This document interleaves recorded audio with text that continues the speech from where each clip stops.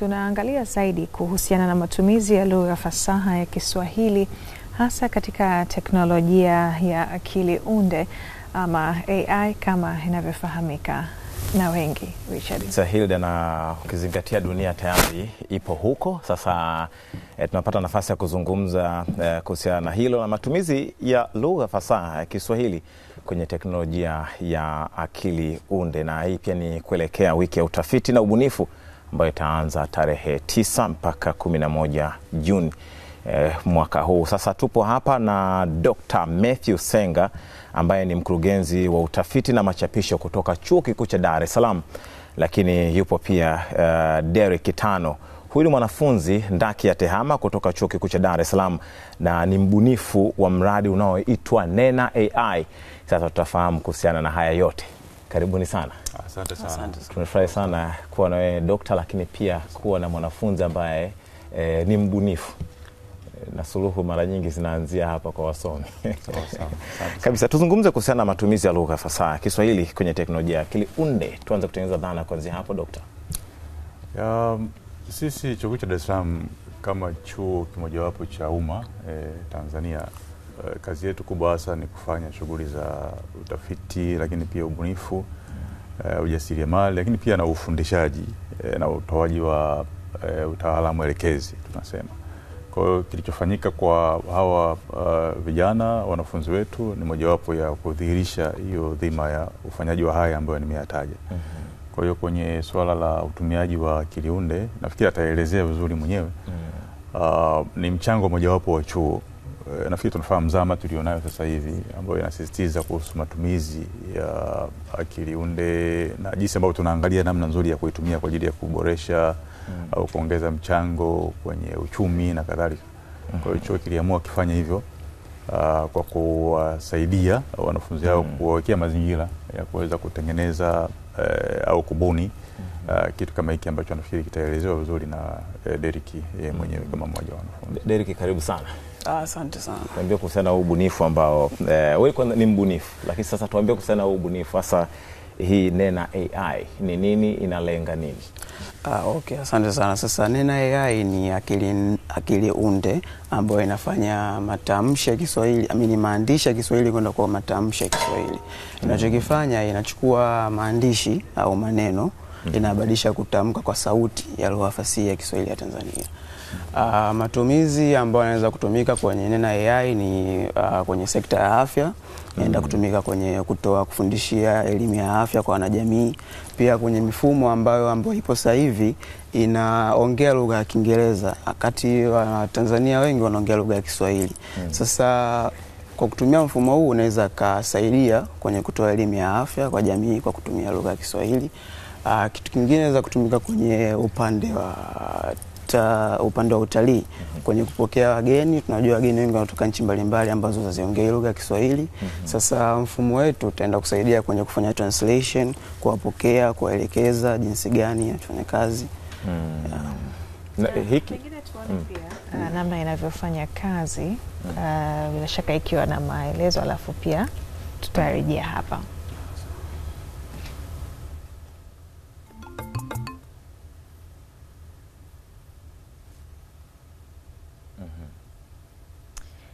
Labda unaweza kutuelezea Derek hapo, bila shaka hii ndio ukifungua sasa unakutana na Nena AI. Sasa kama unavyoona hapo, ukifungua utaenda pale, itakukaribisha, utaenda kuandika maneno yoyote ambayo utakayotafsiri au iongee. Ukishaandika utabonyeza pale, yenyewe itachakata alafu itaongea kwa sauti ya Kiswahili. Kwa hiyo ukiandika neno lolote pale itatamka. Na tusikie kidogo sauti yake. 13 Aprili 1922 katika kijiji cha Butiama mkoani Mara. Haya, ndio hiyo sauti baada sasa kuingiza maneno haya maandishi. Na sauti hiyo pia imeingizwa na wanafunzi wenzetu pale pale. Kwa hiyo tunachokifanya, tunachukua wanafunzi wenzetu wanaongea, tunachukua sauti zao, tunazichakata, tunazitia kwenye mfumo, kwa mwisho wa siku tunapata kitu kama hicho. Kwa hiyo inaweza katoka kwenye sauti kuleta teksti kwa maana maandishi na maandishi kwenda kwenye sauti. Sasa kwa lugha zipi? Lugha ya Kiswahili, tumefocus sana kwenye lugha ya Kiswahili.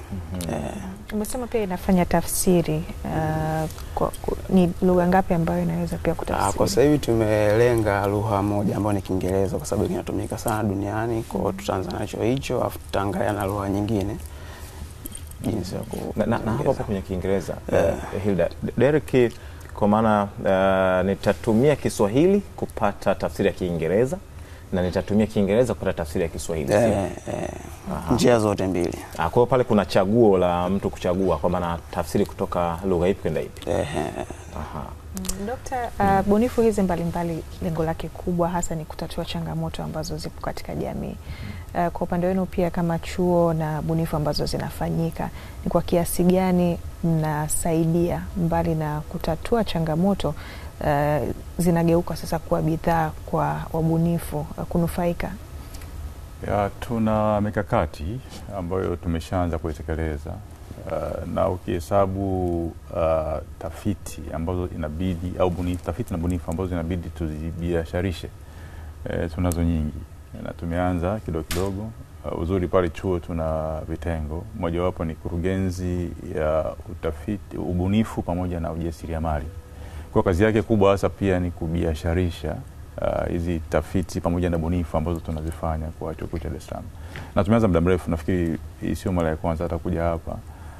Tumeanza haya maadhimisho mwaka 2015. Kwa hiyo tumeshaweza kubiasharisha tafiti pamoja na bunifu kadhaa, nafikiri karibu hata 50 zinaweza zikawa zinafika.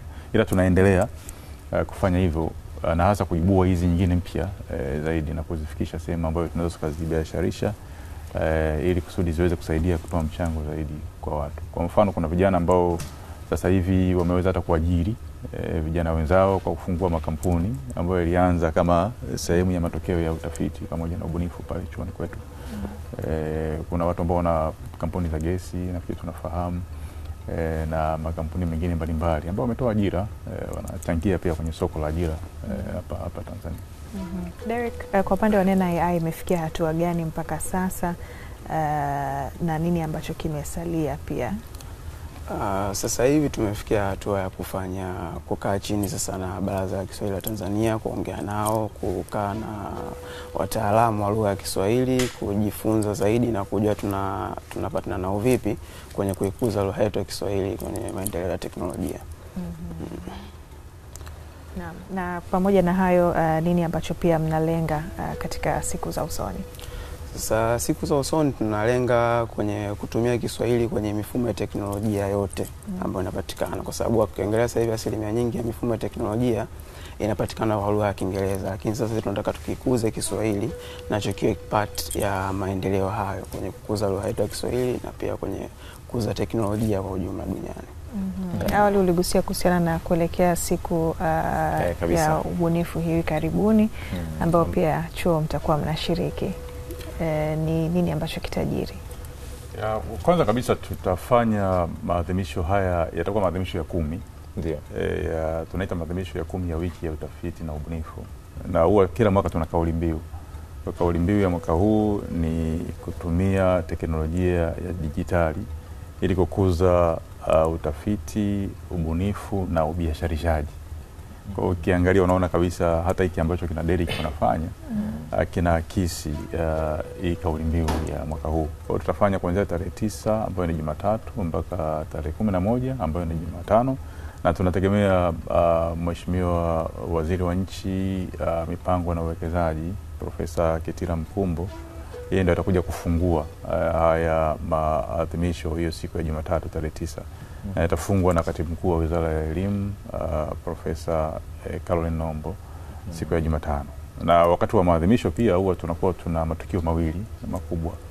Tukio mojawapo huwa tuna kongamano ambalo ni la wadau wa ndani, wanataaluma ambao ni wanafunzi, lakini pia ambao ni wafundishaji, wanakuwa wana mjadala ndani yao ambao unaakisi pia hii kauli mbiu. Alafu pia tuna mazungumzo, tunaita mazungumzo ya kimkakati na wadau ambayo tutayafanya siku ya Jumanne na hayo tunaalika watu wa nje. Na kwenye maadhimisho haya labda kwa namna pekee Hilda pamoja na Richard ni kwamba tuna wazungumzaji wakuu wawili ambao watatoa mada siku ya Jumatatu wakati wa ufunguzi.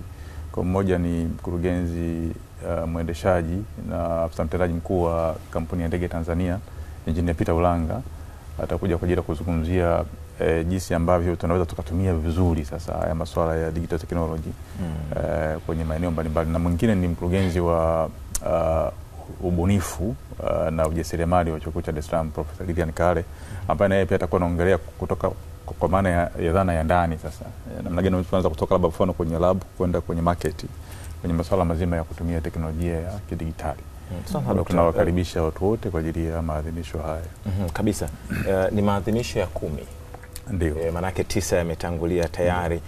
Kipi kimebadilika? Kwa sababu jamii inategemea nyinyi wasomi na wenye ubobevu kwenye taaluma mbalimbali kuwarahisishia maisha yao ama kutatua changamoto ambazo zimekuwa zikiwakabili.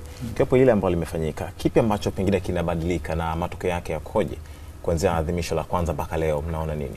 Mabadiliko yamekuwa makubwa sana kwa sababu kwa mfano mwanzo kabisa chuo kilikuwa kama vile ukaribu wake na wadau kwa maana ya tasnia tunasema industry haikuwa kama ilivyokuwa sasa hivi. Sasa hivi kusema kweli tumekuwa tuko karibu sana na industry kwa maana ya tasnia na tumekuwa tukisaidia sana kwenye vitu vingi vinavyofanyika. Nafikiri mnafahamu miradi mikubwa ya kimkakati inayoendelea Tanzania. Wataalamu kwenye miradi hiyo wametoka Chuo Kikuu cha Dar es Salaam pamoja na wengine.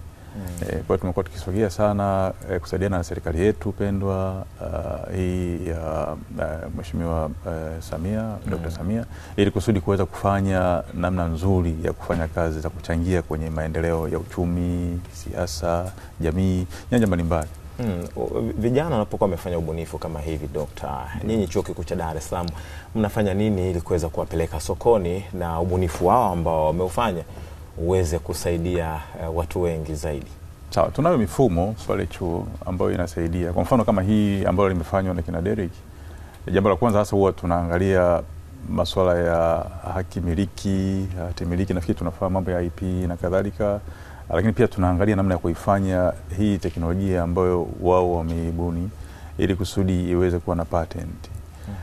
Hatimaye sasa tunawasaidia sasa vile vile kwa tafutia namna ya wao sasa kwenda sokoni. Lakini vile vile kushirikiana na wadau vile vile wengine mbalimbali duniani. Amesema mwenyewe hapa kuhusu kutafutiwa partners na kadhalika. Kwa hiyo tumekuwa kitoa huo msaada kama jukumu lake la msingi ili kusudi kuweza kuonyesha mchango wa vijana ambao ni wanafunzi wetu kwenye masuala mazima ya ubunifu, masuala mazima ya ujasiriamali, masuala ya ubisharishaji wa matokeo ya utafiti pamoja na ubunifu zao. Derek, ubunifu wako umetueleza hapa, sisi kama wanahabari tunaiona tija. Sasa washawishi wadau ambao wanatazama kwa kuwaambia faida kwa ukubwa zaidi ambao pengine wataipata endapo teknolojia hii sasa ikaenda kwa jamii huko na kutumika kwa ukubwa huo. Okay, asante sana. Ukiangalia lugha ya Kiswahili ukubwa wake, namba ya watu ambao wanaongea ni karibia milioni 200 sasa hivi. Sasa ukubwa wa lugha hiyo ni fursa kwa wawekezaji, kwa wafanyabiashara kuja kuwekeza kwenye mfumo wetu kwa sababu una impact watu wengi sana kwa wakati mmoja. Kwa kwenye kukuza lugha hii ya Kiswahili ya Tanzania pamoja na maendeleo ambayo sasa hivi duniani akili mnemba au akili unde ipo kwenye maongeleo, inaongelewa sana duniani. Kwa hiyo ukichanganya lugha ya Kiswahili pamoja na ukubwa wake na teknolojia yetu ya AI ni fursa kwa wawekezaji. Kwa hiyo tunakaribisha sana wawekezaji, partnerships na vitu kama hivyo. Naam, tunakushukuru sana na tunatakia pia kila heri katika siku hiyo ya maadhimisho pamoja na teknolojia hii. Asante sana. Asante sana. Ni Derek Tano ambaye ni mwanafunzi kutoka kwa ICT Chuo Kikuu cha Dar es Salaam na mbunifu wa mradi unaoitwa Nena AI, tukizungumza pia na Dr. Matthew Senga ambaye ni mkurugenzi wa utafiti pamoja na machapisho kutoka Chuo Kikuu cha Dar es Salaam. Tunakamilisha hivyo.